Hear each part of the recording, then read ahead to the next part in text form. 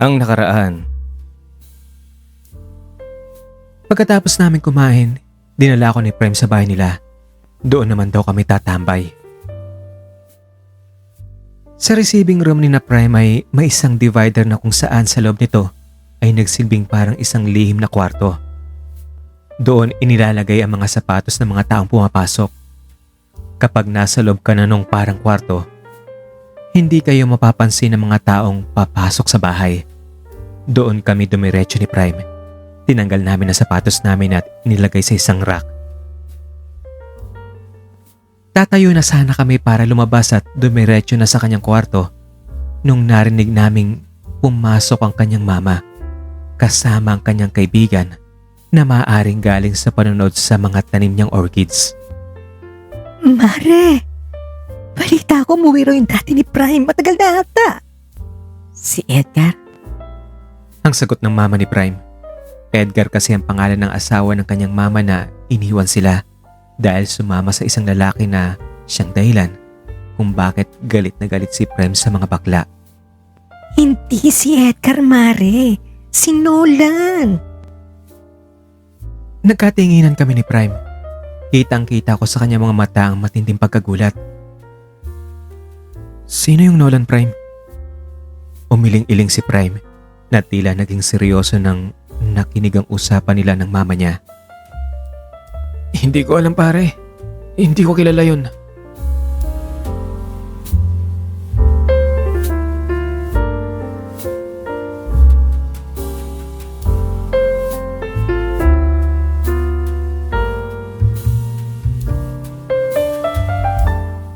Ang pagpapatuloy. Nagpatuloy lang kami sa pakikinig sa kanilang usapan. Mare naman, huwag na natin pag-usapan yan, okay?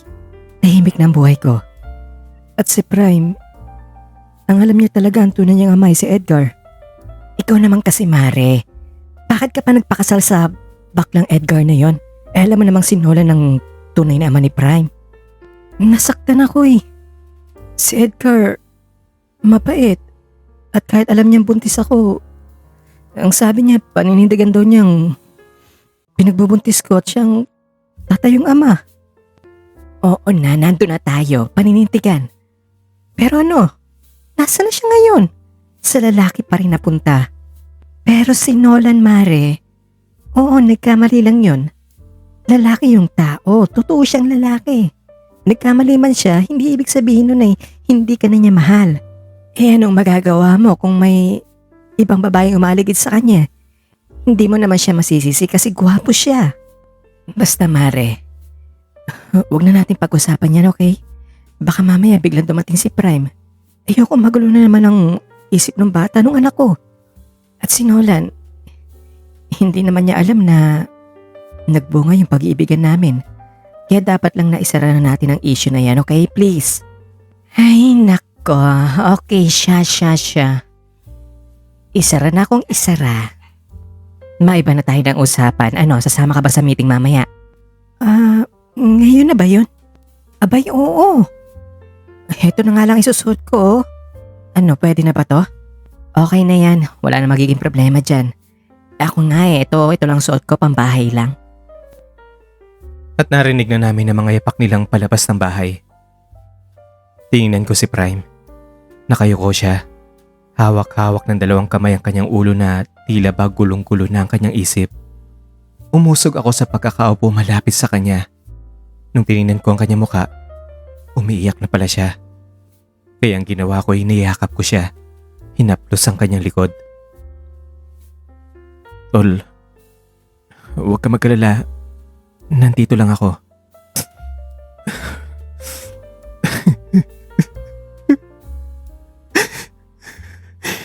Ang sakit lang ng ginawa kasi nila sa akin, tol eh. Ano pang akala nila sa akin? Isang robot? Isang laruan lang na pwede nilang paglaruan ng feelings ko. Hindi ba nila naiintindihan na may damdamin din ako, ha? Tol, baka kasi sa panahong yun, gulong-gulo rin ang isip ng mama mo kung kaya hindi niya alam ang gagawin niya. Siguro, sobrang sakit ng naramdaman niya dahil sa ginawa nga ng papa mo. Nasaktan siya. Ang sabihin mo, sarili lang niya iniisip niya. Eh di sana hindi na lang niya itinuloy ang pagbubuntis sa akin o kaya sinakal na lang niya ako nung sinilang niya ako para hindi na umabot pa sa ganito. At hindi ko nararamdaman yung sakit kong naramdaman ko ngayon. Alam mo tol, hindi sa kinakampihan ko ang mama mo ha. Naisip ko lang na hindi mo rin naman siya masisisi, di ba? Kasi ako man, alam naman nating naranasan ko din yun. Nung panahon na itinakwil mo ako. Nung pinagtawanan ako ng mga kaibigan mo na sinigaw-sigawan nila ako na isang bakla. Sa totoo lang para ako mababaliw nun. Gusto ko na nga lang sanang tapusin ang lahat eh. Pero na-overcome ko rin naman yun.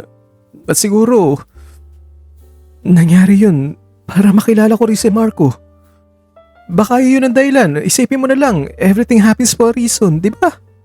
At ikaw, siguro naman naramdaman mo rin yung ganong sakit nung... Alam mo na yung ginawa ko sa'yo, yung may ginawa ko sa'yo.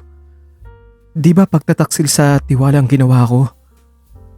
Nasaktan ka, nagalit ka sa akin. At ano naman kaya ang maaaring may dulot nitong maganda?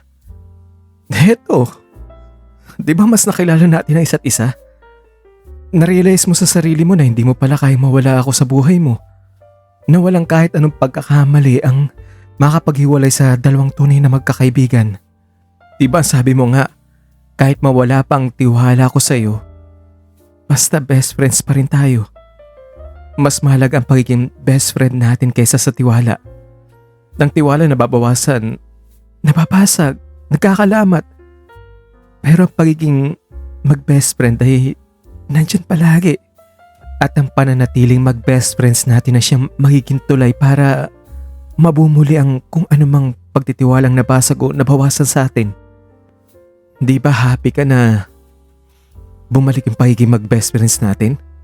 Happy ka ba na mas naging close pa tayo ngayon? Tatango lang ang naisagot niya. Pwes, yan sigurong maaaring dahilan kung bakit nangyaring ganun sa atin. Para pagtibayin pa ang ating pagiging magkaibigan.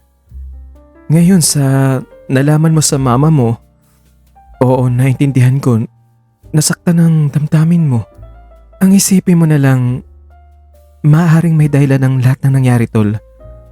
Malay mo, baka kung magkatuluyan sila, may mangyaring masama sa mama mo. O kaya may dahil sa mga sama ng loob na mararamdaman niya. O baka hindi rin natin alam ang iba pang dahilan na tanging panahon lamang ang makapagsabi. Siguro sa ngayon tol, palipasin mo ang 2 o 3 araw tol. O kaya yung panahon na handa ka na, malamig ng ulo mo. Doon mo kausapin ng mama mo. Huwag mo na ngayon, medyo masakit pa sa iyong lahat eh. Kapag naimasmasan ka na at kampante ng isip mo, yung sigurado kang alam mong hindi ka na makakapagbitaw ng mga masasakit na salita na pakikinggan mo lang ang mama mo sa mga sasabihin niya. Sigurado ako may dahilan siya at alam ko matindi rin ang naging awa niya sa iyo kung kaya nagawa niya mga yun. Sige tol, iyan na lang siguro ang gagawin ko. Kasi ako gusto ko ring hanapin ang tunay kong ama. Masaya na sana ako na parang natanggap na niya ang kanyang narinig. Pero bigla akong kinabahan nung nakita ko sa mukha niya ang pamumutla at hirap niyang paghinga. Tol, anong nangyayari sa'yo? Paano ka? Pero hindi na siya halos makagalaw at nanatiling nakasandal na lang sa dingding na parang naubusan ng lakas. Dali-dali kong tinanggal ang t-shirt niya. Pinahiga siya at kinuha ko ang bomb sa aking bag. At minasaya ang kanyang dibdib at likod. Tol, natatakot na ako sa iyo ha, Tol. Huwag kang ganyan, kaya mo yan, Tol. Tol, lumaban ka. Nang sabi ko sa kanya, bagamat naiyak na ako sa sobrang takot at awa sa kanya. Maya-maya naman ay naimasmasan na ulit siya. Gumagalaw na siya uli. Nakakapagsalita na. Bagamat parang disoriented pa rin. Tol, dapat siguro magpatingin ka na sa doktor eh. Ano ka ba naman tol? Wala to.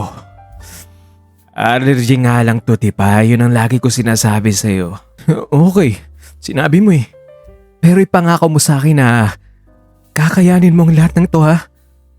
Yung problema mo sa pamilya mo na kaya mong harapin yun, na malagpasan. At yung sakit mo, alagaan mo ang sarili mo palagi. Ipangako mo. Please.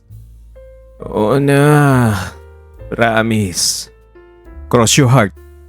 Okay. Cross my heart. At yun ang naging usapan namin. At dahil gusto raw niyang malimutan ng lahat, isinuggest niyang gumala na lang muna kami. Kaya napagdesisyon na namin sa lugar namin pumunta dahil may ilog at maliligo na lang kami doon. Noong nasa bahay na namin kami, nagluto kami ng saging at kamote at iyon ang baon namin sa paliligo sa ilog. Kahit kaming dalawa lang, masaya kami. Nagtatawanan, harutan, paligsahan sa paglangoy. Maya-maya habang naglalangoy kami, bigla na naman siyang sumigaw ng, Tol, tulong! Tol, hindi ako makahinga, tol! Tol! Hindi ko na siya nakitang lumalangoy sa tubig. Kinabahan na naman ako. Nasa tubig kaya kami at hindi ko alam kung paano siya sasagipin. Nung nilapitan ko siya, nakalutang lang siyang parang nakadapa. Subsob ang mukha sa tubig. Dali-dali kong hinablot ang buhok niya at hinila siya patungo sa tabi ng ilog. At nung nasa mababaw na bahagi na kami, inihiga ko siyang patihaya sa lupa. Inuga ako ang kanyang katawan. Tol! Tol! Huwag ka naman ganyan, oh, tol! Tol! Tol! Tol! Inilapat ko ang tenga ko sa kanyang dibdib at napansin kong parang hindi na siya huminga kung kaya dali-dali kong idinin sa kanyang dibdib ang mga kamay ko at binigyan siya ng CPR. Nasa ganun ako kagulantang sa pagbibigay ng first aid sa kanya nung bigla ba namang bumunghalit siya ng tawa at doon ko na-realize na naprank lang pala ako. Sa pagkabigla ko, kumalas ako at saka hinawakan ng leg niya at pabirong sinakal siya. Ikaw talaga, pilyo ka. Pinakapa mo ako, pilyo ka talaga. Eh ko naman, tol. Tol. Pero tol, ang sarap nun ha. Sira ulo ka talaga. At nagpambuno kami. Nagpagulong-gulong hanggang sa napagod at huminto kaming humihingal. Nanatiling magkayakap. Habol-habol ang aming mga hininga. Alam mo tol, ikaw lang ang nagpapaligaya sa akin. Ikaw rin naman, Prime. Maligaya akong kasama ka. Eh ang kaso, may marko ka na eh. Uy, parang may nagsiselos dito ah. Oo naman, hindi ko itatanggi yun. O bakit, wala ba akong karapatang magselos ha? Natameme naman ako sa sinabi niya. Oo nga naman, best friend ko siya. At siguro may karapatan din siya magselos. Kasi best friend kaya kita. Oo na, may karapatan ka na magselos.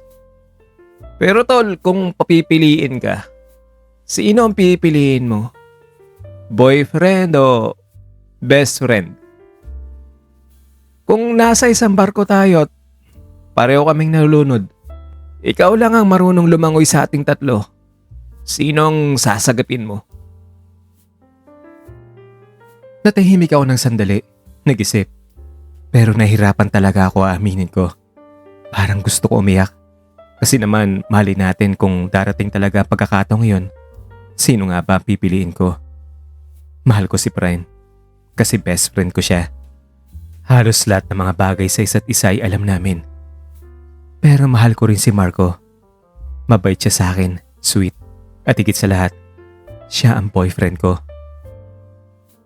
Ano? Natahimik ka dyan? Hindi ka makasagot ano? Eh ang hirap kasi ng tanong mo eh. Pareho kayong matimbang sa puso ko, okay? Pero siguro kapag dumating ng pagkakataong yun, saka na ako magpapasya. Kapag nasa barko na tayo at nalulunod na kami pareho. Oo, ganun na nga. Okay. Pero alam mo tol, kapag siguro dumating talaga yung araw na yun, huwag ka mag-alala. Hindi na kita pahihirapan pa. Kasi kapag nangyari yon, kapag ganon, mahihirapan din kasi ako eh. Masasaktan siguro. Na pumili kung sino ang sasagipin ko sa inyong dalawa? Na makitang nahihirapan kang magdesisyon. Kaya kung mangyari na darating talagang araw na pipili ka kung sino ang sasagipin mo sa aming dalawa, ako na mismo nga alis para hindi ka na mahirapan o kaya kagaya nung sa tubig man. Okay lang sa akin na malunod at mawala ako sa mundong ito. Ang mahalaga para sa akin ay masaya ka sa kanya. At alam ko naman na hindi ka niya pababayaan tol. Kayo naman talagang nararapat, di ba? Ay, at saka tol, alam mo namang marami akong problema sa mundo, di ba? At isa pa, yung tiwala mo sa akin, alam ko nabawasan na rin yun eh. Napatitig ako sa kanya. Hindi na ako nakapagsalita pa. Parang gusto kong maiyak sa kaswitan niya. Pero tol, kung sakaling mangyayari man yan, na ikaw ang sasagipin ko, hindi yan dahil gusto mo kundi dahil yan ang sinasabi ng puso ko. Kahit sabihin mo sa akin na siya ang sagipin ko, kung ang sinasabi ng puso ko ikaw, puso ko pa rin ang susundin ko. At saka, hindi ba sabi mo sa pagitan ng pagiging best friends at tiwala, mas importante ang pagiging mag-best friends natin. Mabawasan man ang tiwala ko sa'yo, ipapadama mo pa rin sa akin na best friend mo ko. Na nandyan ka lang para sa akin. Oo tol, sinabi ko yun. Pero alam mo, mas maganda pa rin na buo ang tiwala ng best friends mo sa'yo. Ha? Buo? As in puno? Natawa naman siya. Naalala marahil ang kanyang garapon na konti na lang ang laman ng buhangin. At pagkatapos nun ay nanahimik na naman siya.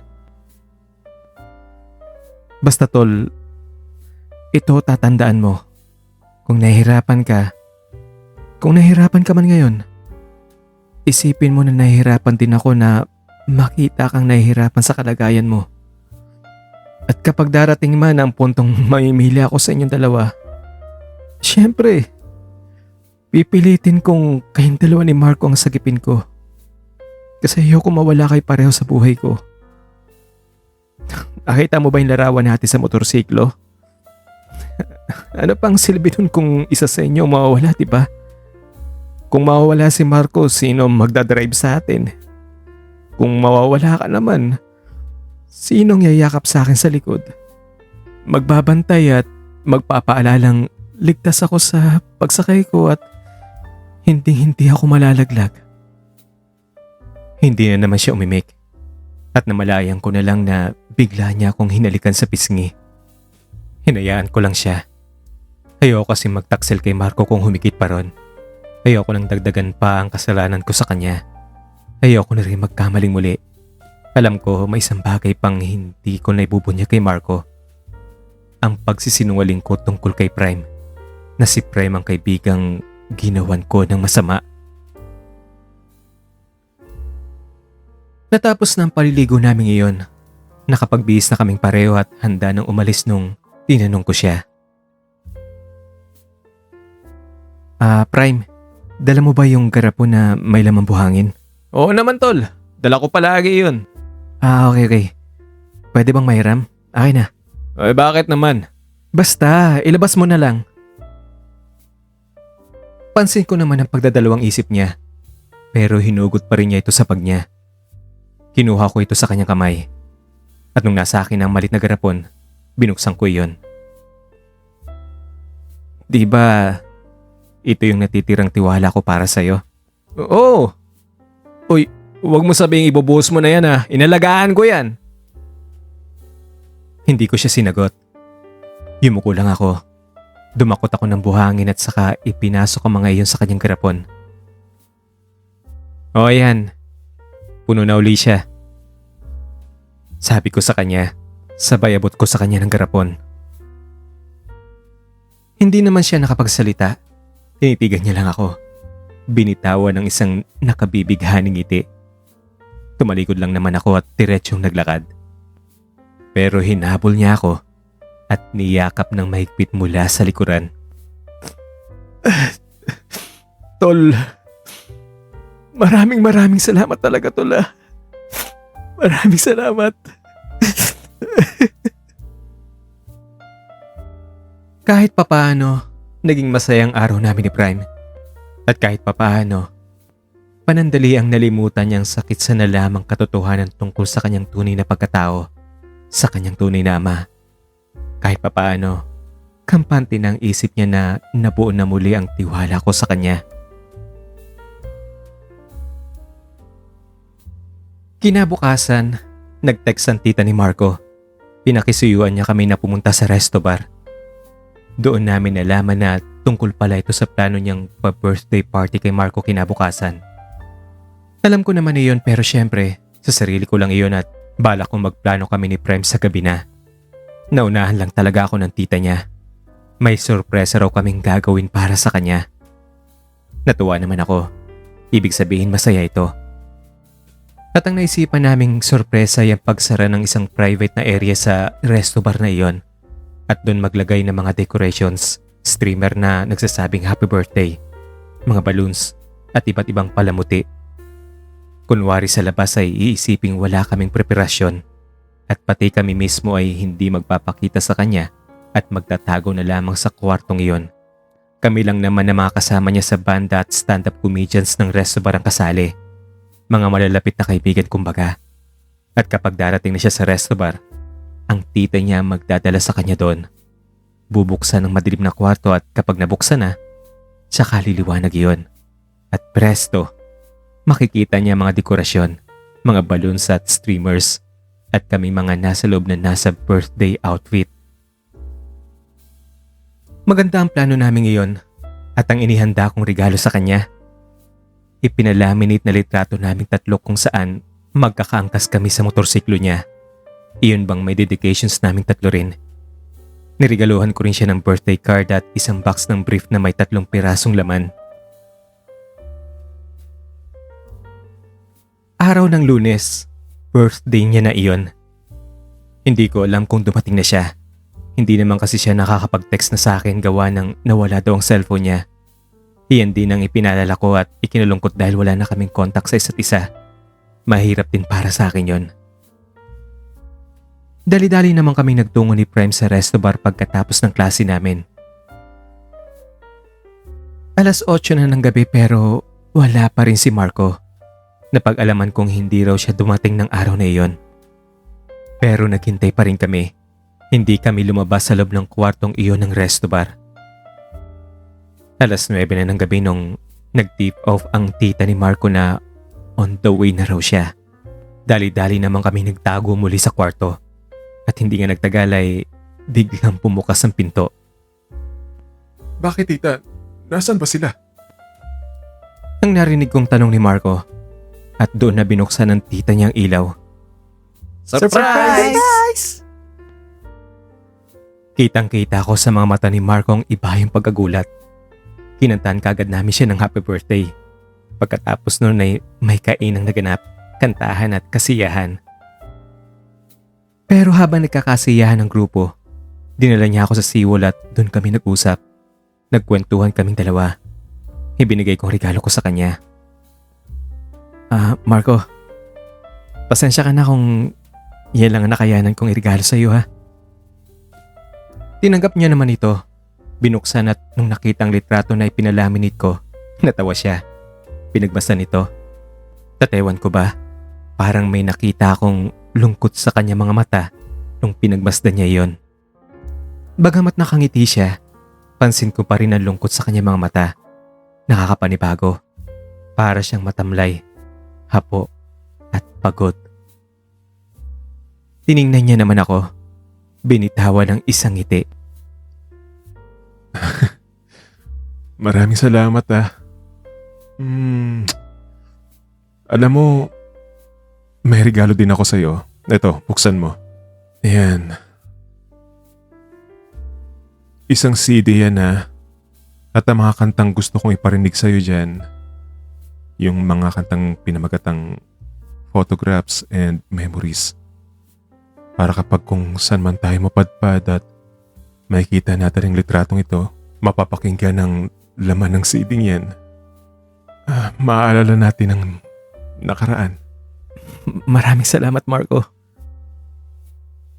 Tumayo naman siya at nagpaalam na kukunin ng gitara sa loob ng resto bar. At nung nakabalik na siya, Ian, gusto kitang kantahan. Kakantahan kita. maganda ang kanta. Classic siya. Bagamat hindi ko alam kung bakit iyon ang napili niyang kanta. Parang naiiba kasi. Parang may lungkot. Pero dahil iyon ang pinili niya, kung kaya ay nagustuhan ko na rin. Tama nga naman din. Sa paglipas ng mga araw, magiging luma na ang litrato namin iyon at kami tatanda na rin. At ang isang tanong ay kung saan nahantong ang pagmamahala namin. Hindi namin alam. Hindi ko mapigilang maluha sa kanyang pagkanta. Nakita ko kasing malungkot din siya at ewan ko ba. Hindi ko talaga maintindihan ng inaasta niya ngayon. Naturing ang birthday niya pero parang ang lungkot-lungkot namin. Sa panig niya, hindi ko alam ang dahilan. At sa panig ko naman, may mga katanungang parang noon lang sumagi sa isip ko. Oo nga, paano kung tatanda kami o darating ang ilang taon? Kami pa kaya? Hindi naman kami pwede magpakasal o magkatuluyan kasi lahat naman ng relasyon na kagaya ng sa amin ay hindi tumatagal. Para bang sobrang kung noon ay naalipin ako at namuhay sa fantasyland ng kanyang pag-ibig. Pero sa pagkakataong iyon ay bigla akong nagising sa katotohanan. Ginising ang lungkot ng himig ng kanyang kanta. Oh, bakit ka naman umiiyak dyan? Wala. Siguro na-miss lang talaga kita. Eh ikaw, bakit umiiyak ka na rin dyan? Natahimik ako sandali. Iyon bang parang hinahalukay ko sa kailaliman ng aking isip ang tanong na sa pagkakataong iyon ko lamang napagtuunan ng pansin.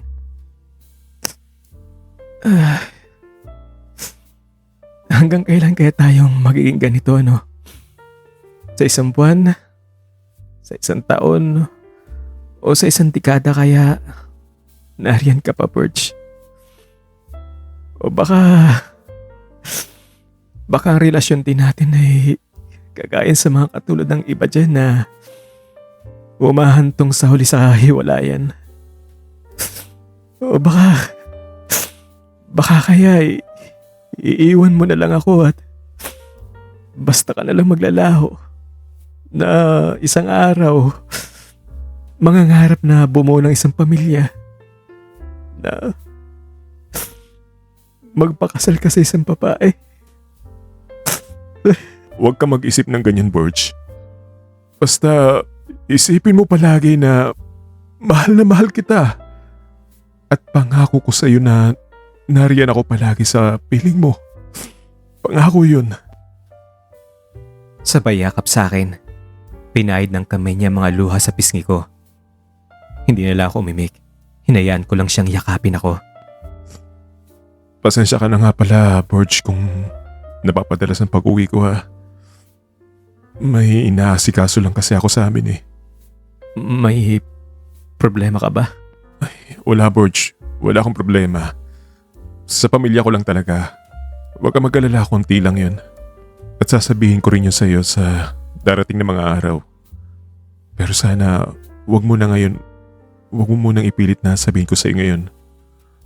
Basta ikaw, ipangako mo, huwag kang mag-aalala sa akin. At palagi ka lang sumama kay Tol Prime para hindi ka nalulungkot, ha? Sige. Oh, O siya. Nga pala, babalik na naman ako sa probinsya namin Kasi kailangan ko lang talaga makabalik doon. Nagulat naman ako sa sinabi niya. Kadarating lang niya. May pasok at birthday pa niya. Tapos saglit lang pala siya. Anong oras na ba? Mag-alas 11 na ng gabi oh. Babalik ka pa, babiyahe ka pa. Baka mapahama ka niyan. Sorry Borgia, kailangan lang talaga eh. Kayo na ang bahala ni Tol Prime dito ha. Huwag ka mag-alala sa akin ha. Okay lang ako. At tumayo na siya. Hinila niya ang kamay ko para makatayo na rin. Paano naman ang mga klase mo? Okay lang yun. Habulin ko na lang kung kaya ko. Kung hindi naman bahala na si Batman. Basta ngayon, kailangan ko na lang talaga muna umuwi ha? At dumiretso na kami sa resto bar. Nagpaalam siya sa mga tropa namin at sa kanyang tita. Tita, kayo na po muna ang bahala kina Ian at Prime ha. Sa collapsible ceiling bed na lang muna sila matutulog po. Tumango naman ang tita niya. At muli, hinila ako patungo sa garahe ng resto bar kung saan nakaparada ang kanyang motorsiklo. Umangka siya dito at saka hinalikan ako sa pisngi. I love you, Borge. Mag-ingat ka palagi ha. Hindi na ako nakasagot pa. Gawa ng mabilis din niyang pagpapaantar ng kanyang motor. Sa gabi ngayon, halos hindi ako makatulog sa kakaisip kung bakit kailangan niyang umabsent sa klase at kailangan niyang umalis. Pabaling-baling ako sa higaan. Pati si Prime ay naguguluhan din. Pero naintindihan naman niya ako. Dapat tol, maging matatag ka. Sabi mo nga sa akin, di ba, may dahilan ng lahat? Meron naman siyang dahilan, di ba? Kung kaya, siguro hintayin na lang natin na sabihin niya yon na siya magsabi sa atin. Kailangan lang talaga na magpakatatag tayong dalawa sa mga problemang kinakaharap natin ngayon. Kinabukasan, balik eskwela na naman kami. Balungkot na wala na naman si Marco sa piling ko. Dahil iba ang departamento ni Prime at iba rin ang subjects niya, talagang solo na lang akong pumapasok sa eskwelahan. Sa break time nag-iisa lang ako na nanghalian ng solo. Last break ko na iyon bago ang last subjects nung nilapitan ako ng isa sa mga kasamahan namin bakla na stand-up comedian na alam ang lihim namin ni Marco. Sa grupo kasi namin, alam nilang talagang magjowa kami ni Marco. Ay, Ian. Alam mo, may papakita ako sa iyo. Huwag kang mabibigla ha. Bakit naman? Ano ba yan? Ay, nako. Ipapakita ko na lang sa iyo. Tara sa computer room. Sumagli tayo ron. Dali. Tumalima naman ako. Nung binuksan na namin ang account niya sa Facebook, may sinearch siyang pangalan. Isang babae. Tingnan mo kung sino yan. Diba? Diba si Marco yan? Tingnan ko ng maigi ang litrato. Nakadamit pang kasalang babae at karga siya ng isang lalaking nakatoksido at kamukhang kamukha ni Marco.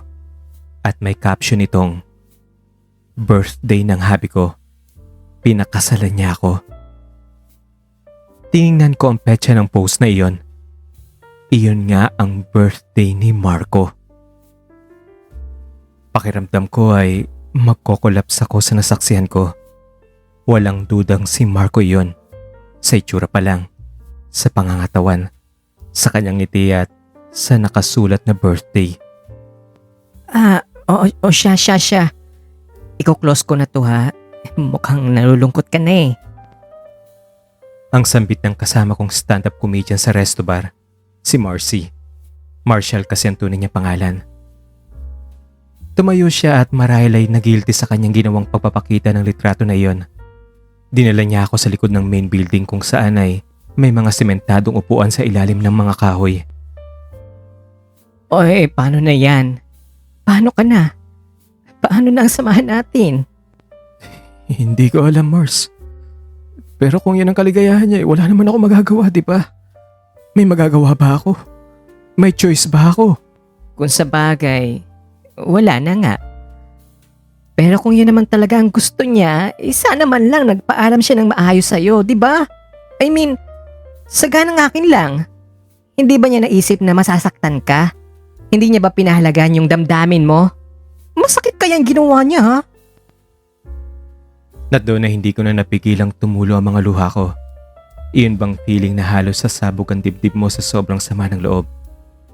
Pinipigil mo dahil pakiwari mo ay nag-iisa ka lamang sa mundo kung kaya ay ayaw mong ipahalata na nasasaktan ka at nakunwari kang cool ka pa rin. Pero nung nakarinig ako ng salitang galing sa isang kaibigan at tila nakakaintindi sa matinding sama ng loob na iyong kinikimkim, doon mo hindi na kaya ng pakawalan ng tindi ng sakit ng iyong dinadala. Niyakap naman ako ni Marcy. Hinaplos-haplos niya ang likod ko habang patuloy ang pagdaloy ng mga luha ko. At nung nahimasmasan na ako, Ano iyan? Gusto mong tanungin natin ang tita niya kung totoo nga nagpakasal na siya? Bakit hindi siya nagsabi sa atin?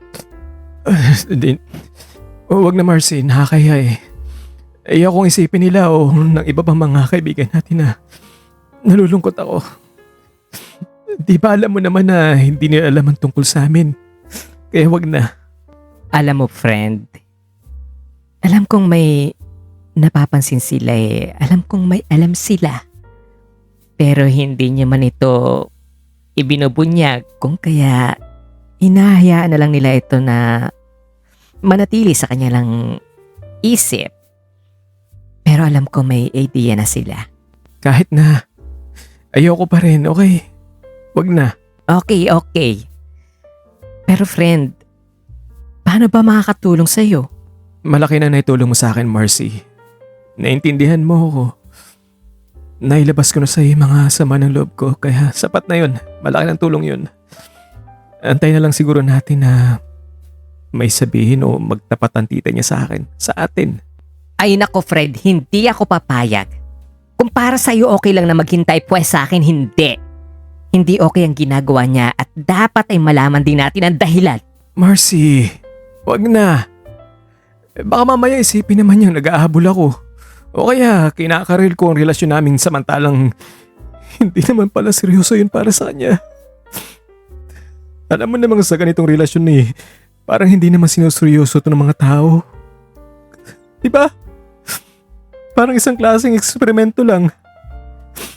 Practice, paglalaro. O isang relationship by convenience. Oy, hindi ah. Ikaw naman.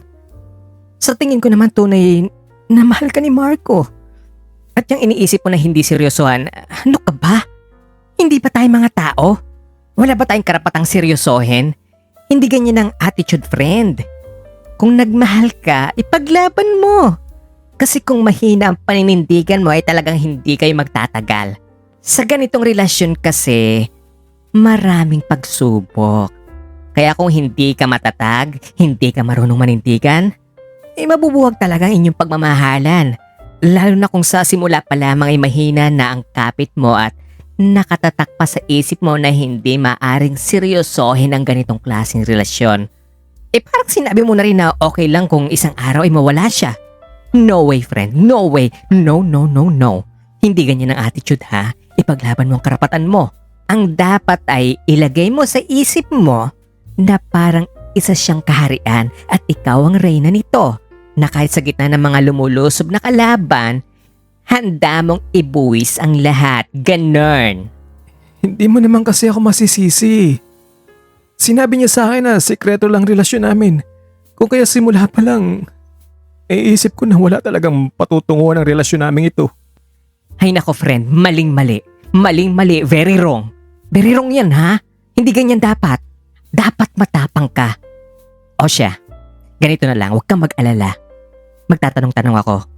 Pero bilang isang kaibigan niya na naghahanap lang naman kung ano nangyari sa kanya, kung bakit siya naglaho, at may nahagilap akong chismis na nakita ko sa isang Facebook account na ikinasal siya. Huwag ka mag-alala, hindi ka ma-involve dito. Ano?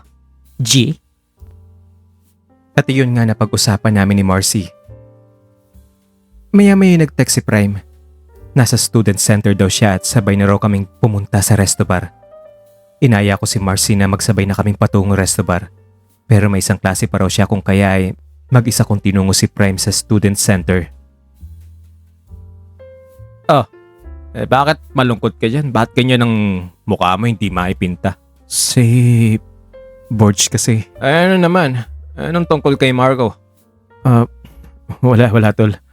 Wala yun, huwag mo na intindihin yun. Hoy, ikaw hindi ako papayag na wala kang sabihin sa akin. Ano, sinaktan ka ba niya? Hindi naman. Ano kasi, nakita lang namin ni Marcy sa Facebook account na nandun siya. Kasama isang babaeng nakadamit pang kasal at may caption doon ay kinasal daw sila sa mismong araw ng birthday niya. Sabi ko na nga ba may milagrong ginagawa yung Marco na yun Kaya siguro malis kagad yun ng birthday niya. Tol, huwag ka mag-alala. Nandito naman ako Hindi kita bababayaan. Sabay naman yakap sa akin. Uy, may makita sa atin dito Ka pa. Hayaan mo na sila. Wala akong pakialam sa kanila. At niyakap talaga niya ako. Mahigpit. Hinaplos-haplos pa talaga niya likod ko. Ang buhok ko. Na halos halikan na lang niya ako sa pisngi. Mistulan kami parang magjowa. Nakarating na kami sa resto bar. Nag-e-expect ako na naroon ang tita ni Marco. Pero wala siya. Napag-alaman namin mula sa isang katiwala ng bar na out of town daw ito at nasa probinsya ni na Marco. Siyempre naman disappointed ako kasi iyon na sana ang pagkakataon na masagot ang katanungan namin kung totoo ngang nagpakasal si Marco. At parang lalo tuloy tumibay ang hinala ko na kasal nga talaga siya. Sumagi sa isip ko na gustong makilala ng tita niya ang babae at ang pamilya nito. Ganyan naman kasi kapag ikinakasal, di ba? Ang mga pamilya sa bawat side ay excited na makita ang bagong miyembro ng pamilya nila. Kaya wala na kami nagawa ni Prime, kundi ang maghintay ng oras namin ng pagtatanghal. Kahit papaano, naibsan ang sakit na nararamdaman ko dahil kasama ko si Prime. Nag-perform kami sa gabing iyon at tila wala ako sa tamang pag-iisip. Parang iyon na yata ang pinakamalungkot kong araw. Pero pinilit ko pa rin kumilos ng normal. Kumanta na parang wala akong iniindang sakit sa aking kalooban. Pero hindi ko pala kayang kimkimin iyon. Nung kinanta ko ng First Love, hindi ko na napigilan ng sarili ko. Para kasi itong isang pagpapaalam sa kanya. Damandama ko ang mga kataga nito. Ang mensahe, ang pagpaparaya, lalo na sa salitang I wish you love, I wish you happiness. May the years be kind to you. You'll always be a part of me. Share these thoughts with me. I'll carry you always. Pakiwari ko ay ilang beses na tinamaan ng sibat ang puso ko. Bagamat nabibigkas at nadideliver ko naman ng maayos ang liriko ng kanta, hindi ko mapigilan ang patuloy na pagdaloy ng mga luha ko. Sumagi sa isip ko na wala na talaga akong magagawa kung nakasal na siya. At iyon na lang ang napakagandang mairirigalo ko sa kanya. Ang bigyan siya ng kalayaan, blessings, at mga best wishes na sana ay magtagumpay siya sa landas na kanyang tatahakin. Tatanggapin ng maluwag sa kalooban, magpapaubaya kahit sobrang sakit. At nung natapos ko ng kantahin iyon, dali-dali akong tumakbo sa CR at doon ko iniyak ang sama ng loob ko. Maya-maya pa'y may narinig akong tawag mula sa labas ng cubicle. Si Prime. Sinundan pala niya ako. Tol, okay ka lang ba? Tol, okay lang ako. Tol, hindi ka na dito. Lumabas ka na dyan. Doy tayo. Dali-dali ko namang pinahid ang mga luha ko at saka lumabas. Tinungo ang wash basin at doon naghilamos. Tol, ano bang kakantay natin? Ikaw, basta paborito mo, kantayin natin.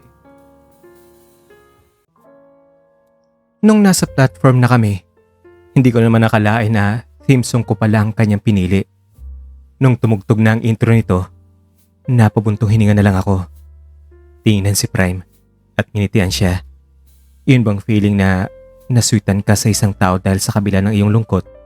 Kahit hindi man niya kayang lunasan ang sakit na nararamdaman mo, ay ipinadama pa rin niya na nandyan lang siya.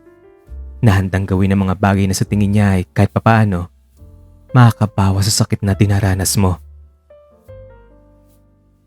Lumapit siya sa akin at Palihim na idinikit ng kanyang mukha sa aking tenga at binulungan ako.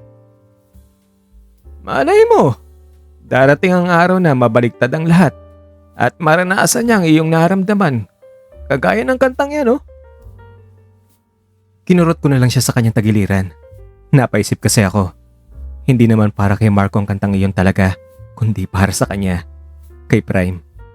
Kung dati si Marco ang kumakanta ng Exchange of Heart para sa akin dahil sa ginawa ni Prime, sa pagkakataong iyon, si Prime naman ang kumanta nito para sa akin dahil sa ginawa ni Marco na nagdulot sa akin ng matinding sakit.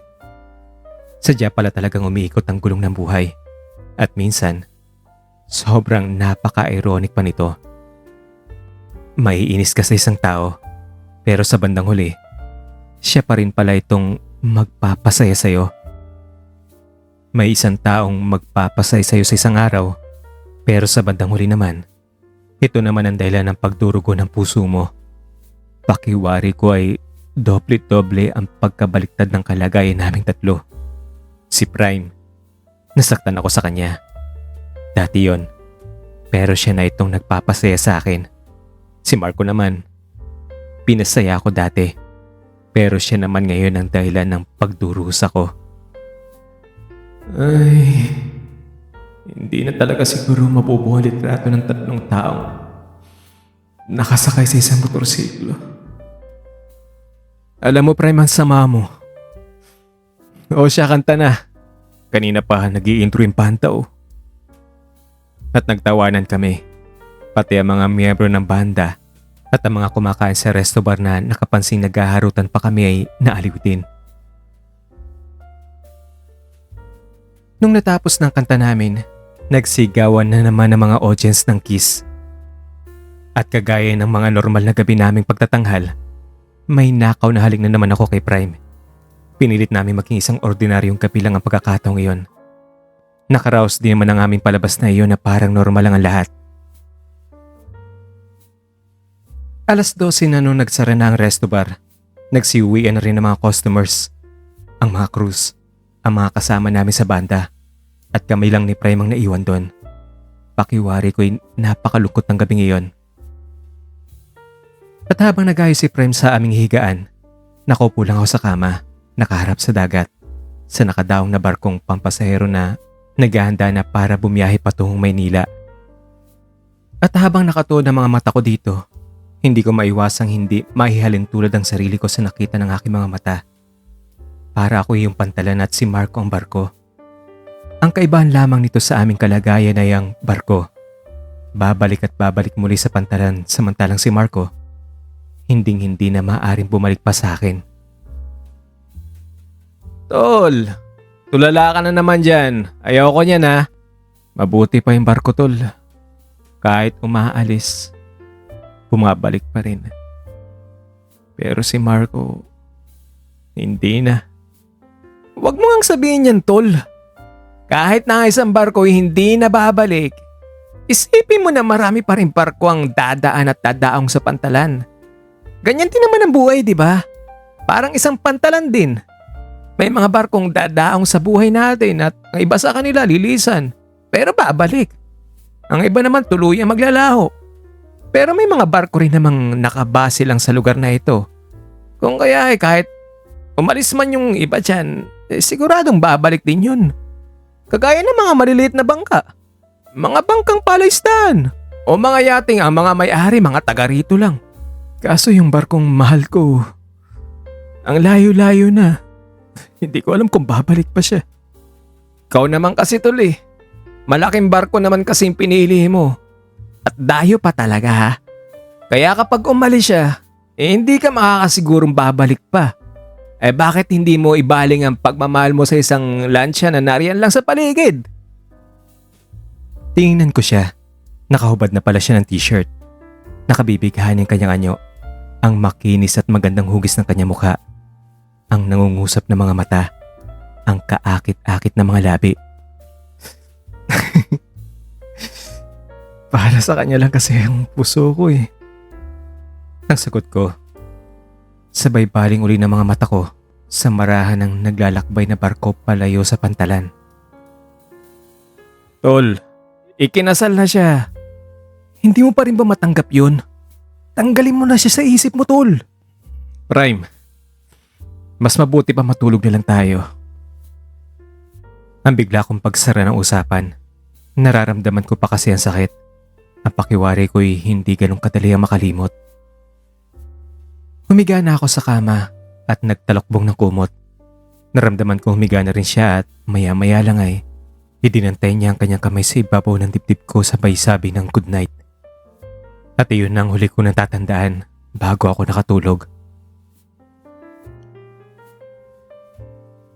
Kinabukasan, nung pumasok na mga crew sa resto bar para maghanda para sa pagbubukas nito, nagising ako sa ingay nila. Nagising na rin pala si Prime na nanatiling nakahiga pa rin. Hinihintay marahil na magising din ako. Good morning, tol. Good morning.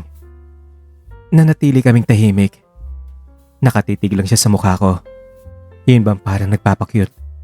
At nakyut na naman din talaga ako. Kinilig ng konti. Oh, bakit ganyan ka naman makatingin? Pwede bang makahingi ng isang halik dyan kahit sa pisngi lang? Ano ka ba? Eh gising lang natin, hindi pa ako nagtututbrush. Okay lang sa akin yun. Sabay dampi ng labi niya sa pisngi ko. At nanatili pa rin kaming nakahiga na magkayakap pa. Nasa ganong kaming ayos nung sa may hagdanan ay biglang may tumikhim. Bigla ko namang naitulak si Prime at simbilis na kidlat akong tumagilid patalikod sa kanya. Nagtalok pong muli ng kumot. Kilala ko ang boses na iyon. Si Marco. Sa sobrang kaba ko na nahuli kami sa ganong sitwasyon, hindi ako nakagalaw. Hinintay na makakyat siya at tumabi sa amin o kaya magsalita siya. Pati naman si Prime ay hindi rin nakagalaw at walang imik itong nakiramdam. Naghahalo naman ang naramdaman ko sa puntong iyon. Galit ako sa kanya. Pero at the same time ay namiss ko rin siya. May nararamdaman akong hiya at takot na nakita kami sa ganong ayos. Pero may isang bahagi rin ng utak ko na nagsasabing mabuti para maranasan din niya kung ano ang naramdaman ng isang taong trinaydor at sinaksak sa likod. May halos 5 minuto na lang ang nakalipas. Wala akong narinig na nagsalitang muli at wala rin akong naramdamang kilos ni Marco. Tingnan ko ang lugar sa may hagdanan. Wala siya. Kaya ang ginawa ko ay bumalikwas na ako. Sumunod na rin si Prime. Bagamat hindi kami nagsasalita, ramdam ko ang tensyon na namamagitan sa biglang pagsulpot ni Marco at ang pagkakita niya sa aming ginagawa. Nagbihis na si Prime at saka inayos ang collapsible na higaan. Hindi ko pa rin alam ang gagawin ko. May isang bahagi ng utak ko na nagsasabing huwag siyang kausapin dahil sa ginawa niya. Pero may parte rin ng utak ko na nag-uudyok na hanapin siya at pakinggan kung ano ba talagang estado namin. Tinumbok ko ang counter na noon ay nakabukas na. Noon ko lang napansin na umuulan pala. Lalo tuloy akong kinabahan at nalungkot. Ewan ko ba, nagkaroon na yata ako ng phobia sa ulan. Naalala ko na naman kasi ang unang sakit na naranasan ko. Umuulan din ang mga panahon na yon. Nung unang nagpunta ako sa seawall sa gilid ng resto bar na yon, umaambon habang pinagmamasdan ko ang malakas na alon. Parang ang ulan na iyon ang nagpapadya na may isang masamang pangitain. Naroon nga si Marco sa counter. Nakaupo at tumutulong sa mga nag-aayos ng resto bar. Parang gusto ko na lang na bumalik na lang kami ni Prem sa collapsible na higaan at hayaan na lamang ang aking pride at galit na ilibing sa utak ko. Pero bago pa man ako nakaatras, ay nakita na niya ako. Bagamat wala siyang reaksyon sa pagkakita sa akin, itinuloy ko ang pagtumbok sa kinaroroonan niya. Nung nasa harap ko na siya, pwede ba tayo mag-usap? Sige. Parang kakaiba na talaga siya. Kahit sa tingin ko pa lang sa kanya, parang may malaking pagbabago. Parang may ibang orang bumabalot sa pagkatao niya. Hindi na siya yung masayahin. Yung taglay ang ngiti na nakakahawa. At lalo na kapag nakikita ko niyan, pakakawalan kagad niya ng pamatay ng ngiti. Nakakawalan ng pagod. Nakakapawi ng pangamba. Pero sa oras na yon, hindi ko mahanap ang ngiting iyon. Kinuha niya isang payong at saka lumabas ng counter at tinungo ang seawall. Yun dati naming lugar at ang lugar din kung saan ko unang narinig ang kanta niya. Hindi na niya ako hinintay. Nagmamadali siya naglakad. Tinumbok ang upo ang semento sa ilalim ng malaking puno ng talisay. Sumunod ako sa kanya. Hindi alintana ang mga patak ng ulan sa katawan ko. Naupo ko sa isang mahabang simentadong upuan sa tabi niya. Hawak-hawak niya ang payong na nagsisilbing proteksyon namin sa ulan. Tahimik lang kami pareho. Ni hindi man lang siya umakbay sa akin. Nakakalungkot lang. Para kaming dalawang taong hindi magkakilala at aksidenteng naupong magkatabi sa isang pampublikong upuan. Nasa ganong kaming ayos na tila nagpapakiramdaman nung may nagsalita. Mga tol, mauna na ako sa inyo ha. Si Prime. Nasa likod lang pala namin. Dala-dala ng kanyang knapsack at nakatakip sa kanyang ulong isang plastic bag panangga sa ulan. Tol, wag muna. Mag-uusap muna tayo. Napatingin naman sa akin si Prime. Iniisip niya na marahil na pagagalitan o kukomprontahin siya ni Marco sa nakitang ginagawa namin. Tingnan ako ni Marco. Pwede bang mag-usap muna kaming dalawa? Hindi ko na sinagot ang tanong niya. Tahimik lang akong tumayo. Ipinahalat ang masama ang loob ko sa kanya. Pati ba naman ang pagpapaalam niya sa akin ay hindi malangaw tinawag na Borge. Natawag ka naming dalawa. Tinumbok ko muli ang loob ng resto bar. Naglakad akong hindi lumilingon sa kanila. Nung naroon na ako sa loob, umupo ako sa isang lugar kung saan ay masisilip ko pa rin sila. Ang buong akala ko ay aaway ni Marco si Primo kaya ay susumbatan. Pero iba ang nasaksihan ko. Para yung mag-best friends lang silang dalawa na seryoso nag-uusap ng mahalagang bagay. Parehong nakayuko. Nakikinig lang si Prime. Tumatango-tango habang si Marco naman ay nagsasalita na baka sa anyo ang kalungkutan. Kuminsan naman ay sumisingit din si Prime sa pagsasalita. Pero si Marco talaga ang mas may maraming sinasabi. Mistulong naglalabas siya ng saloobin o nagkikwento pa ng kung ano-ano.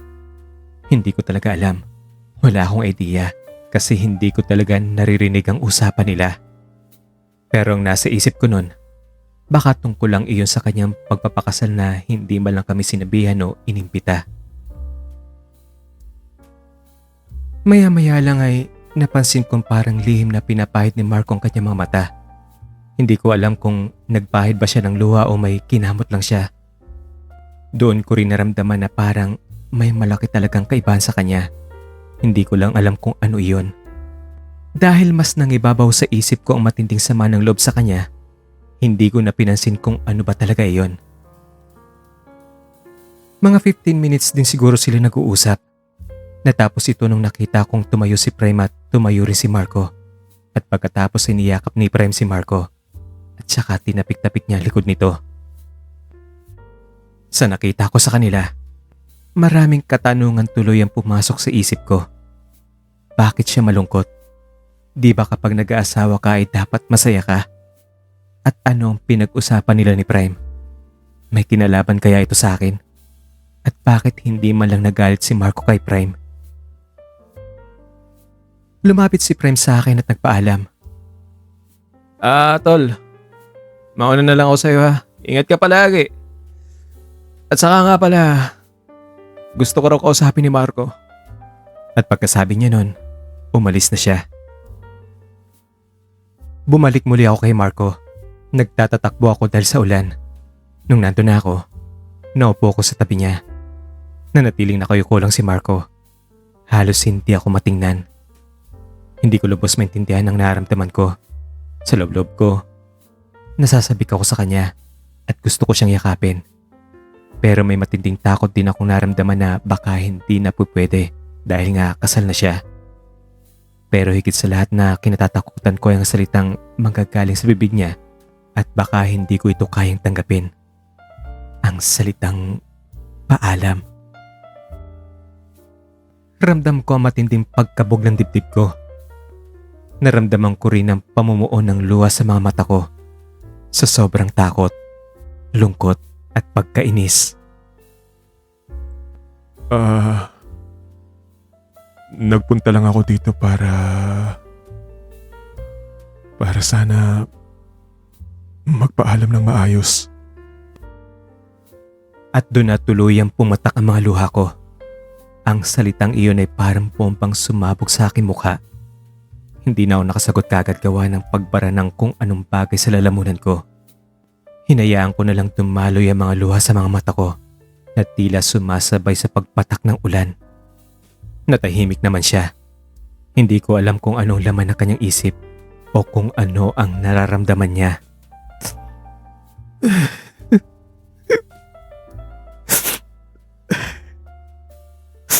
Para akong tangang na nagtatanong kung bakit. At ngayon, eto, bigla ka nilang sumulpot at bigla rin magpapaalam? Alam mo Marco, hindi naman ako tutol kung magpapakasal ka eh. Pero sana man lang, idinaan mo sa maayos na pakikipag-usap sa akin ang lahat. Kahit naman masakit, kakayanin ko kung yan ang ikaliligaya mo eh. Kahit nga mag-best man pa ako sa kasal niyo, gagawin ko. Para may padamak ko lang na kahit gaano katindi ang sakit na nararanasan ko sa oras na makikita kang naglalakad patungo sa altar kasama ang babaeng pakakasalan mo. Nandito pa rin ako para makibahagi sa pinakamahalagang sandali ng buhay mo. Kahit napakasakit para sa akin ng pagmasdan kayong nagsasabihan ng I do sa isa't isa. Pipilitin ko ang sarili kong makita ang ngiti sa iyong labi. Ang sigla sa iyong mga mata. Pipilitin kong sariling ngumiti para sa iyo. Kakalimutan ang sariling paghihirap ng saloobin, ng kalooban. Baliwalain ang pagdurugo ng puso ko.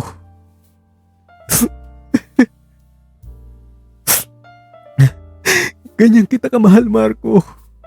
Ganyan kita kamahal. Hahamakin ko ang lahat para lang sa ikaliligaya mo. Ganong kita kamahal.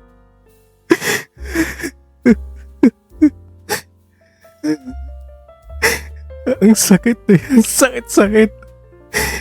Yung malalaman mo na lang sa ibang tao na ikinasal na palang taong mahal mo na wala man lang pasabi.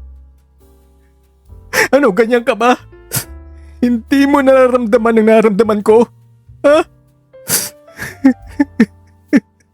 At sino naman ang nagsabi sa'yo na ikinasal ako? Bakit ha? Mas mahalaga ba sa'yong malaman kung sino nagsabi sa akin kaysa kung ano ang nararamdaman ko? Ha? Bakit iyan?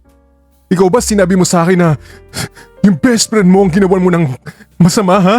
Na si Prime pala yung tinutukoy mo? Di ba nagsinungaling ka rin sa akin? Bakit mo itinawag sa akin yun? Hindi mo ba naisip na masasaktan ako? Kanino mo naman nalaman yan? Ibabalik ko sa yung sinabi mo. At alam mo nang isasagot ko dyan. Tinanong ko na yan at ang sagot mo, diba? Bakit?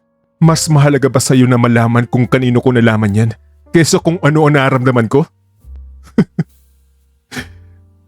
Alam mo iyan?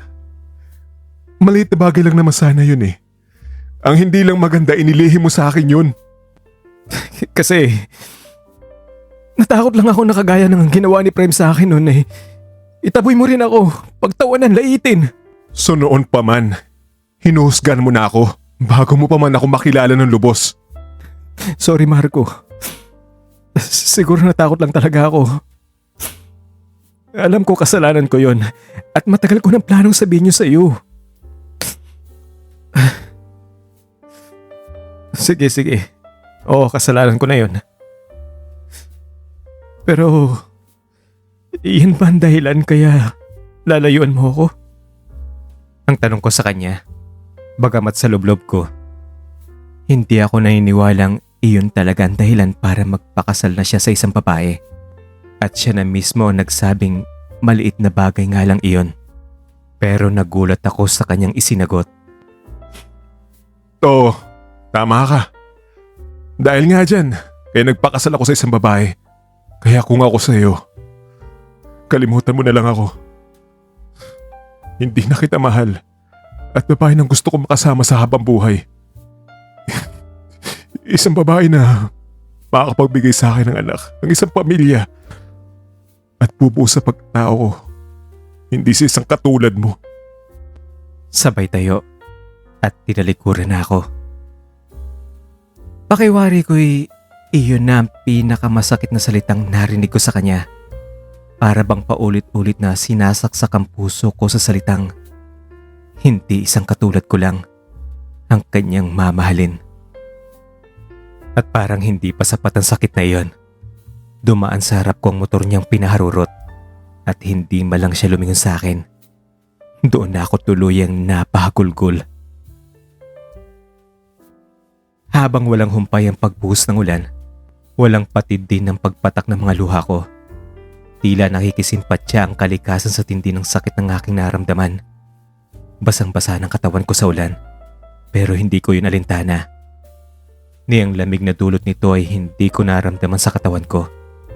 Ang tanging nasa isip ko lang sa pagkakataong iyon ay ang matinding hinagpis ng puso ko. Hindi ako natinag sa kinaupuan ko. Hinayaan kong sariling magdalamhati. Inilabas ko ang lahat ng sama ng loob ko sa pag-iyak. Humahagulgol ako. Nasa ganun akong pag-iyak nung mula sa likuran ko ay may tumawag. Tol, Si Prime. Nakatayo siyang basang-basa rin at wala na ang plastic bag na itinatakip niya sa kanyang ulo. Sa pagkakita ko sa anyo niya, hindi ko mapigilan ang sariling hindi mapangiti. Para kasi siyang isang basang sisiw na nanginginig sa lamig. Simputi ng papel ang kanyang mga labi. Basang-basa ang damit. Pati ang kanyang knapsack na siguradong ang mga gamit sa loob ay basa na rin. Nakatitig lang siya sa akin. Seryoso ang mukha niya. Pero halatang gustong tumawa. Iyon bang parang proud pa siyang ipinakita sa akin ang katarantaduhang ginawa niya na ipapad ang sarili sa ulan, gayong pwede naman siyang magtakip ng plastik o anong bagay sa kanyang katawan para hindi siya mabasa.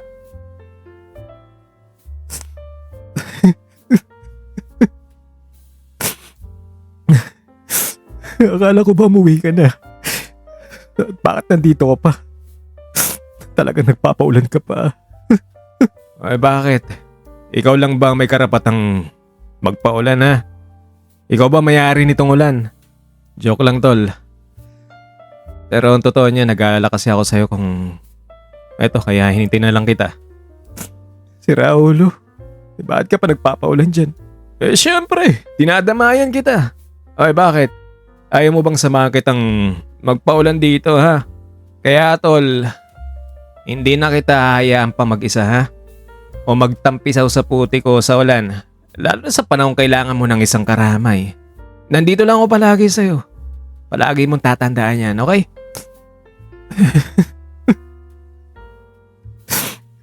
Maraming salamat tol. Hindi nga ako nagkamali na punoy ng buhangin yung karapon mo. Maraming salamat tol. Wala yun tol. At maraming salamat din sa pagtitiwala mong muli. Sinuklian ko naman ang kanyang ngiti. Sabay yakap sa kanya. Niyakap din ako ni Prime. Tinapik-tapik niya ang likod ko.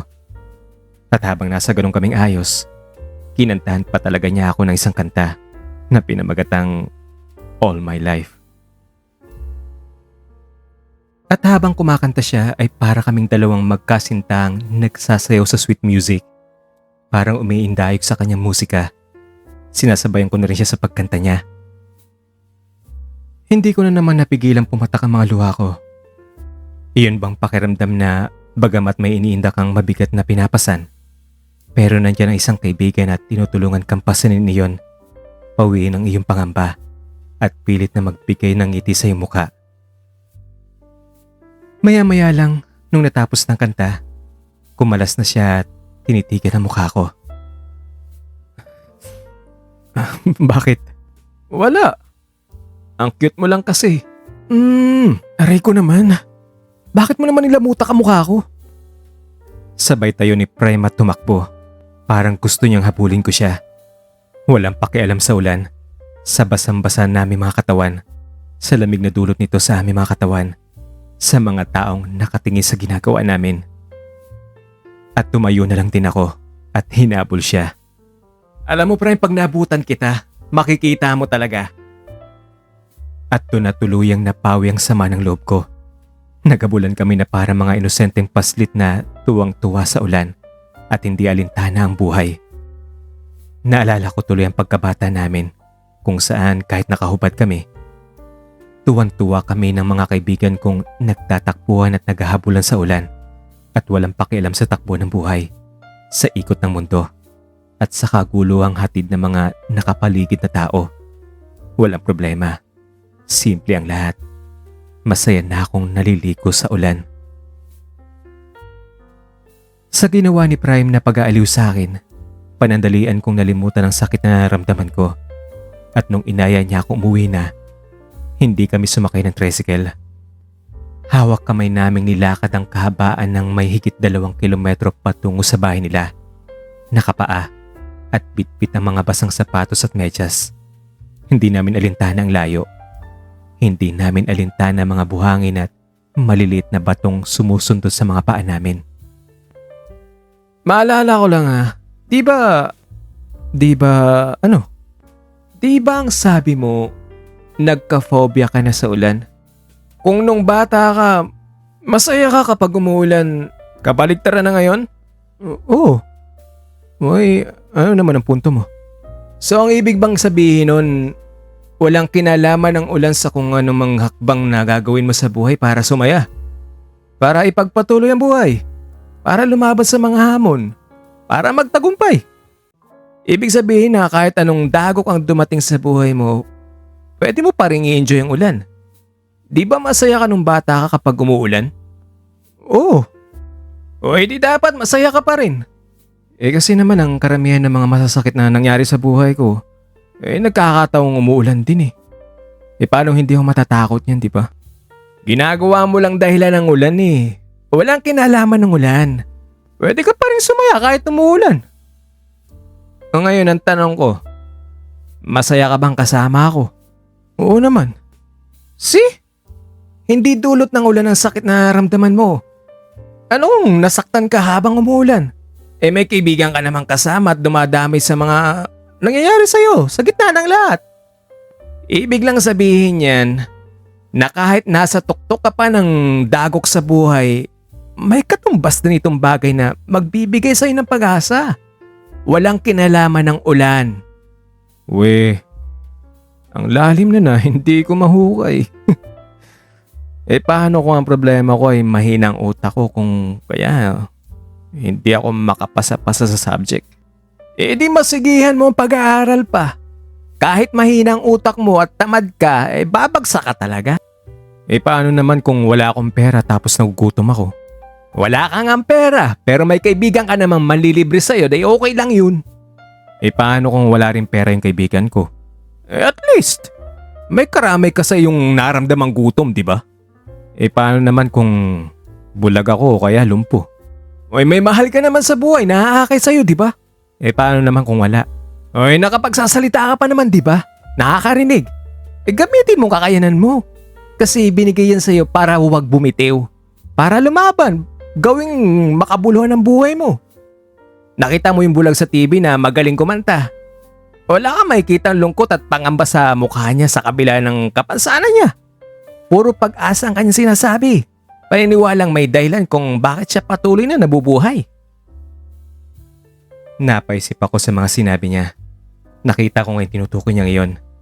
Masayahin ang batang bulag na iyon. Nakangiti palagi at kapag pinag-uusapan ng kanyang kapansanan, sinasagot niya na may dahilan kung bakit siya isinilang na isang bulag.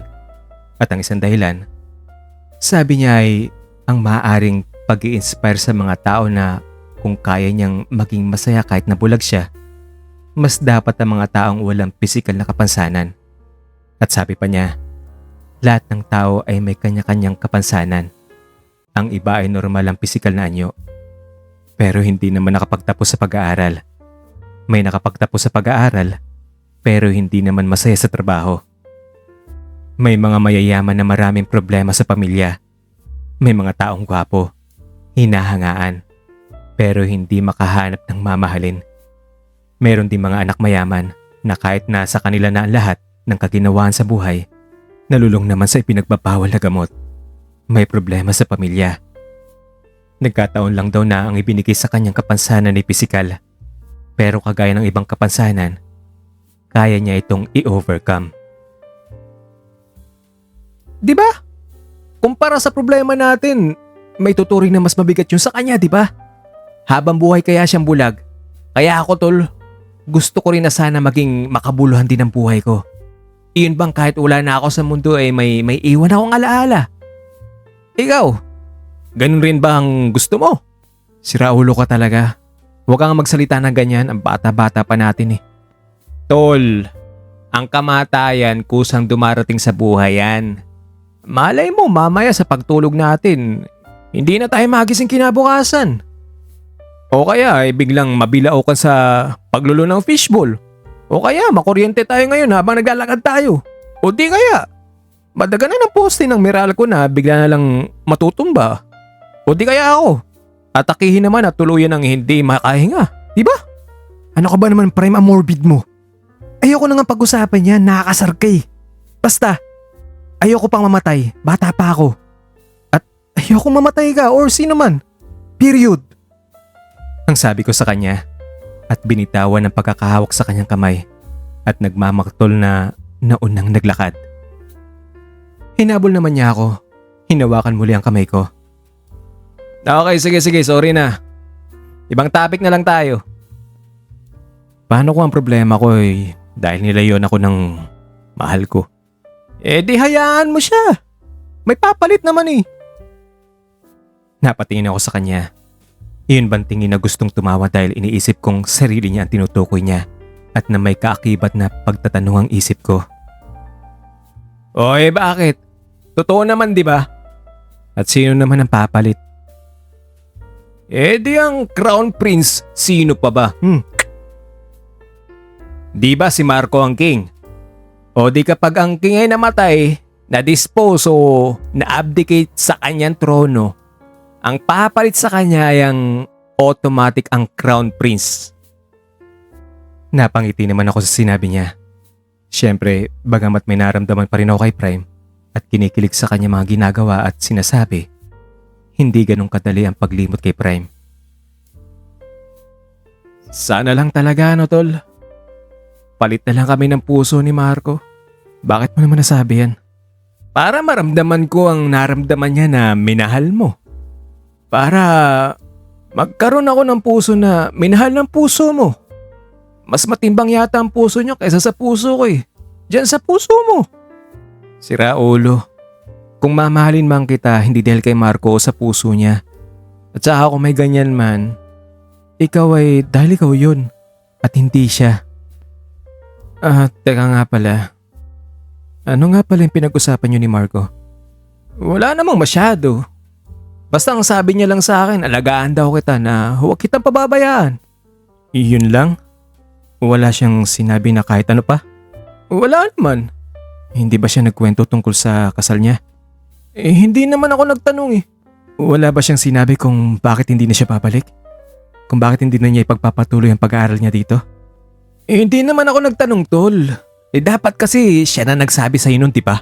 So ganun na lang talaga. Eh parang inihabilin niya lang ako sa'yo, ganun. Yung parang mamatay na siya at ikaw ang tagapagmana ng kanyang mga ari-arian, ganun lang? Parang ganun na nga tol.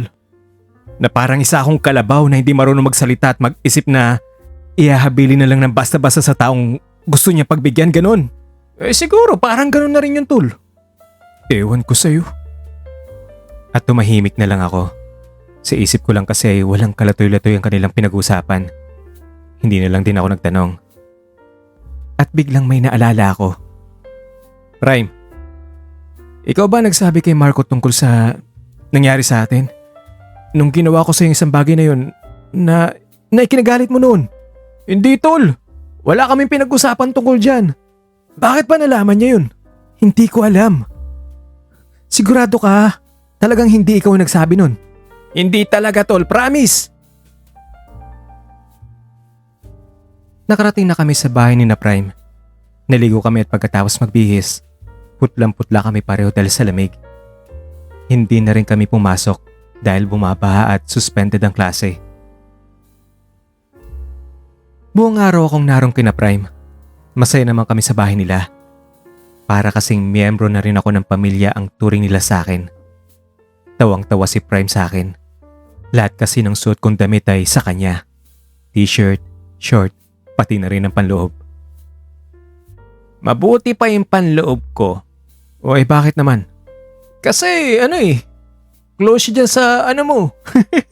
O di bukas paghubad ko nito, huwag mong labahan para amoy-amoyin mo na rin. Gabi na iyon nung nagyaya si Prime na mag-inuman kami sa kwarto niya. Pampatulog lang daw. At habang nagiinuman kami, hindi nawawala ang katuwaan. Ano tol, kanta tayo? Yung may mga pangalan natin. Paano naman yun? Di yung kapag kinanta mo ang isang kanta ay may mabubuong pangalan natin. Pangalan mo lang at pangalan ko, ganun. Okay, sige. Pero ikaw mauuna ha. Iyan ka na naman. Tinutokso-tokso ang aking puso. Ilang ulit na bang iniiwasan ka? Di na natuto. Ayos ah. Oh, ikaw naman. Okay, sige. Neto. If you're lost, you can look and you will find me. Prime after prime. Sige ako ulit. May naisip na ako. Malayo pa, iyan umaga. Di matanaw, yan pag-asa. Uy, ang daya-daya mo, layo kaya. No ka ba? Pwede na yun. Okay, sige. Pwede pala yan ganyan ha. Okay, heto. Prime, ikakasal ka nga ba? Prime, kung mahal mong siyang talaga, sige, pakasal ka. Sige, pagpatuloy mo na. Oy, mas madaya ka eh. Ang layo-layo kaya nun. Okay, ganito na lang tol. Laro na lang tayo ng paraha. Tapos kung sinong matatalo, maghuhubad ng kahit ano. Tapos, Tumayo siya. May kinuha sa ibabaw ng study table niya at bumalik daladala ang bagay na kinuha niya. Isang candy pala iyon. itong candy. Sabay tanggal ng balat noon at inilagay sa sahig ang laman sa ibabaw na isang papel. Itong candy na to tol, kukunin mo to nang hindi gagamitan ng kamay. Bahala ka na kung anong gagawin mo sa candy sa loob ng bibig mo sa loob ng 30 seconds. Huwag lang ngunguyain na. Tapos iluluwa mo na siya at susunod na matatalo ay siya namang gagawa nun. Ano, game? Nakakadiri naman yun. Uy, bakit? Hindi naman ako bad breath ah. At sa hubaran naman, wala namang makakita ang iba. Nasa kwarto lang tayong dalawa. Nag-isip ako sa mga sinabi niya. Na kung sa bagay, exciting din ng ganon. Kaya napapayag niya rin ako. Naglaro nga kami ng baraha. Unang talo ay siya. Hinubad niya ang kanyang rubber bracelet at saka kinuha ang candy sa sahig gamit ang bibig niya. Uy, ang daya ha. Hindi dapat kasali yan. Lugi naman ako dyan, wala akong bracelet oh. Ayan mo na, para madali tayong matapos. Naglaro ulit kami. Talo pa rin siya. Ang sunod naman niyang hinubad ay ang kanyang t-shirt. Tawa ako ng tawa. Lalo na nung kinuha na naman niya ang candy na napuno ng laway niya sa una pa niyang pagsipsip nito. Naglaro ulit kami. Pero ako na ang natalo. Hinubad ko ang t-shirt ko at saka kinuha ang candy gamit ang bibig ko na punong-puno ng laway niya. Anong lasa ng laway ko tol? Oy, kung hindi ko pa alam, sinadya mo talagang punuin ng laway mo tong candy no. Nagpatuloy ang laro namin hanggang sa wala lang natira. Naging mabilis ang oras. At hindi ko na malaya na Magkatabi na kami sa higaan. At sa gabing yon, nangyari sa amin ni Prime ang isang bagay na dapat ay nangyayari sana sa pagitan namin ni Marco.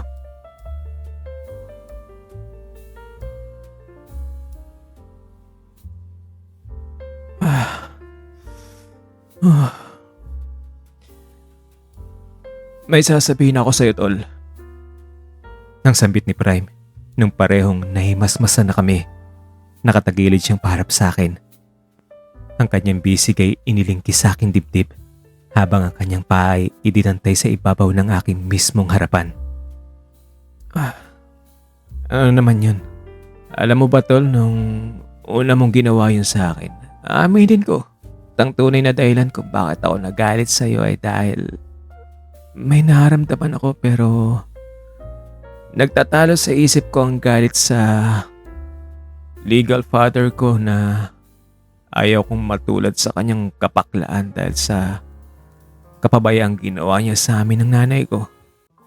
Kung kaya naggalit-galitan ako sa'yo dahil ayaw kong tuluyang mahulog ang loob ko sa'yo.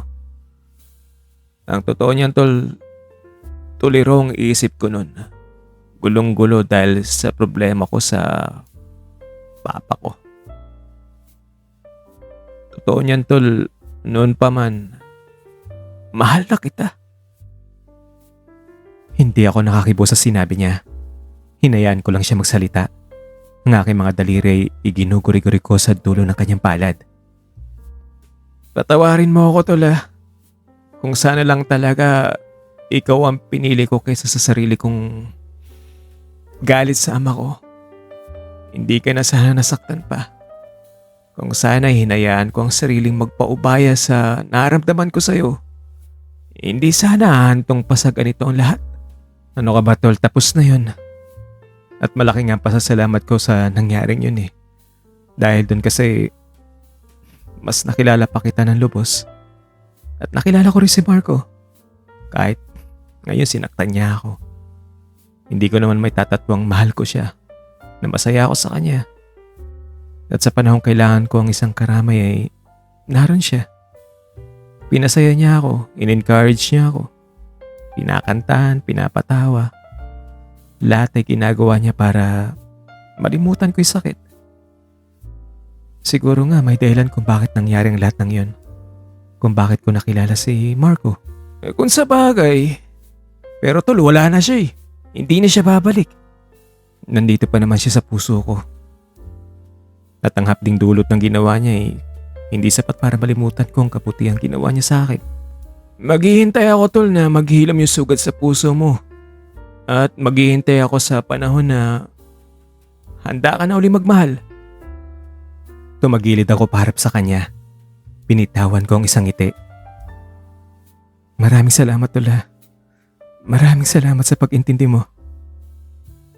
At inilapat niya ang labi niya sa noo ko. Alas 9 na siguro iyon ng umaga nung nagising ako. Wala na si Prime sa tabi ko. Masakit ang katawan ko. Disoriented. Inikot-ikot ko ang paningin ko sa paligid. Nasa kwarto pala ako ni Prime. Naalala ko pa ang nangyari nung nakarang gabi. Tanda-tanda ko pa lahat. Gusto ko mga magsisi. Nangyari na ang lahat. Marahil ay hindi ko rin masisisi ang aking sarili sa nangyari dahil sa ginawa ni Marco. Pinilit kong tumayo pero masakit ang ulo ko. May hangover pa ako sa nakarang gabi. Kung kaya ay nanatili na lamang muna akong nakahiga sa kama. Ma, nasaan na ba si Nolan ngayon? Nolan? Sinong Nolan? Yung tunay kong ama, si Nolan. Nasaan na siya ngayon? Prime. Si Edgar ang ama mo. At iniiwan niya na tayo. Di pa sinabi ko na sa'yo yan. Ma, please.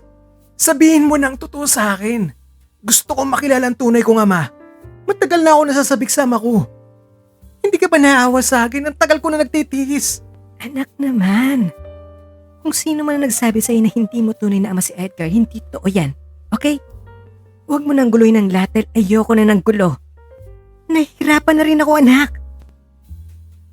Dahil sa tila sensitibong sagutan na mag-ina, pinilit ko ang sarili kong tumayo Isinuot ko ang mga damit ko at ibinok ako ng konti ang pinto ng kwarto. Hindi, ma. May karapatan ako malaman kung nasan ang tunay kong ama. Buhay ko to, ma. Kung nasaktan ka, isipin mong buhay ko nasira dahil sa pagtago mo sa akin ng katotohanan. Hindi totoo yan.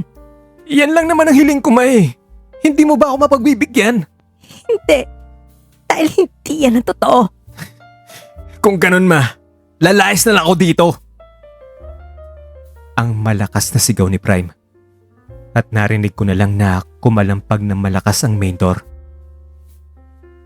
Hindi ko na narinig pang sumagot ang kanyang ina. Dali-dali akong lumabas ng kwarto at inalam kong lumabas nga si Prime. Nadaanan ko pa ang mama ni Prime sa living room na nakaupo sa isang silya. Hawak-hawak ang kanyang ulo at umiiyak. Nung nasa main door na ako, tanaw ko si Prime na nagtatatakbo palayo. Naabot niya kalsada. May 30 meter na siguro ang layo niya mula sa bahay nung tangkain kong habulin siya. Pero hindi ko pa man siya naabutan. Nakita kong bigla siyang nahinto.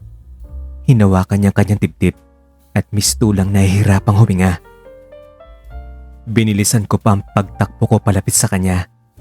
Nag-aalala ako na baka inatake na naman siya ng kanyang sakit. Subalit bago pa man ako makalapit sa kanya, isang kotseng humaharurot ang biglang sumulpot at sa isang iglap ay binundol nito si Prime mula sa kanyang likuran. Kitang-kita ko ang pagtalsik ni Prime sa gilid ng kalsada. Tol! Itutuloy. Abangan ang episode 5, ang finale episode.